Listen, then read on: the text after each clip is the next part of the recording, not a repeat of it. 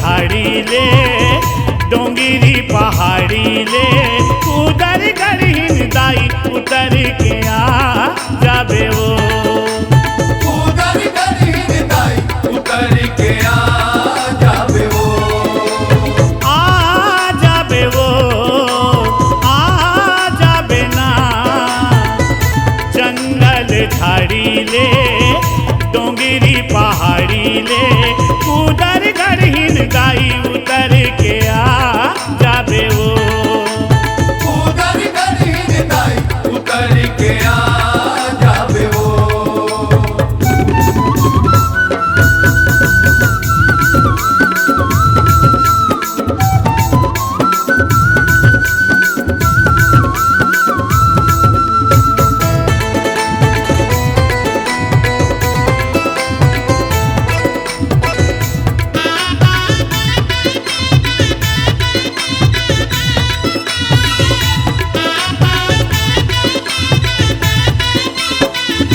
जिला सूरजपुर बोरगी गांव पीर कुदर गढ़ मन भाए उधर गढ़ मन भाए हो दाई उधर गढ़ मन भाए जिहाँ विराजे कुदर गढ़हीन 16 सिंगार सजाए 16 सिंगार सजाए हो दाई 16 सिंगार सजाए 16 बुलावा था भवानी हो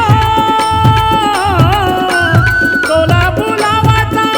भवानी दर्द देखा देबे वो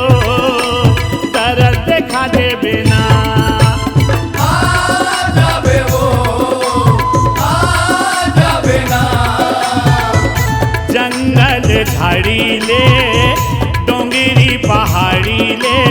उधर गढ़ीन दाई उतर के आ जाबे वो उधर गढ़ीन दाई उतर के आ जाबे वो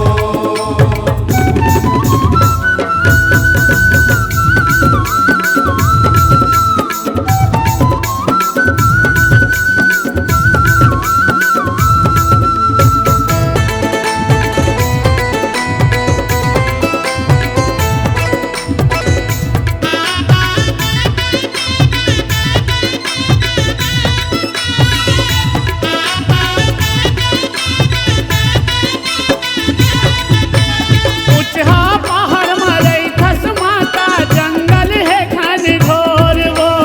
जंगल है घन घोर वो दाई जंगल है घन घोर वो चिड़ै चिरगुन बेंदरा भालू निकला के झरना के शोर वो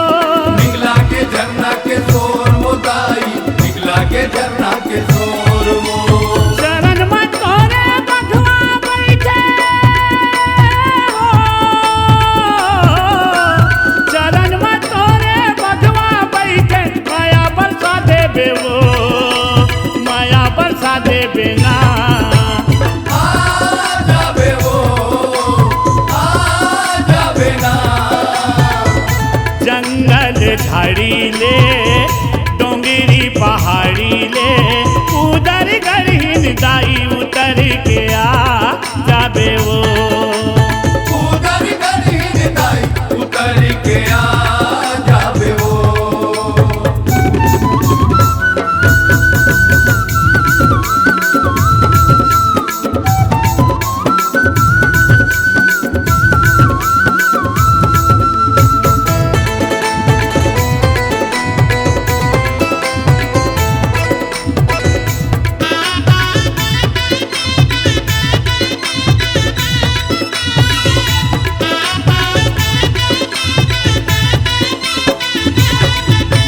तोरे दरस बर भगतन आथे दर्शन ला तोर पाथे वो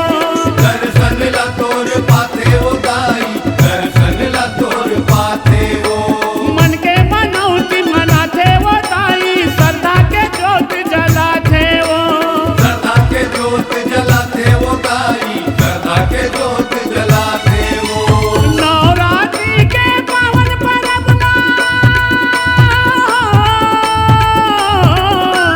नवरात्रि के पर्व में मोला झन भुलाबे वो अशोक ला झन भुलाबे ना